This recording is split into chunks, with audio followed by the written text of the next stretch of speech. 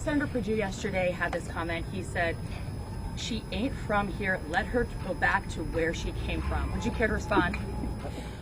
No, not at all. I will say this. I have listened to Republicans for the last 6 months attack me, but they've done nothing to attack the challenges facing Georgia.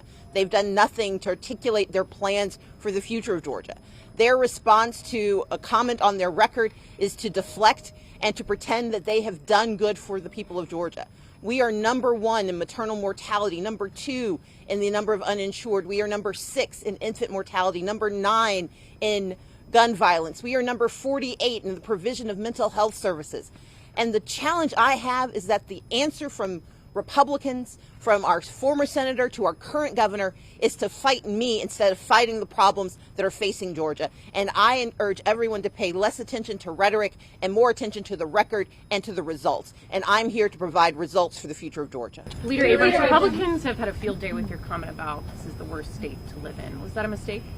I had an inelegant delivery of a statement that I will keep making, and that is that Brian Kemp is a failed governor who doesn't care about the people of Georgia.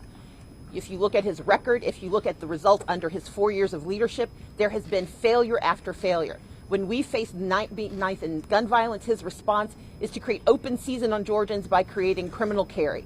When we needed help for being the number 1 state with HIV diagnoses, his answer was to slash $4 million out of the state budget that would have helped those families.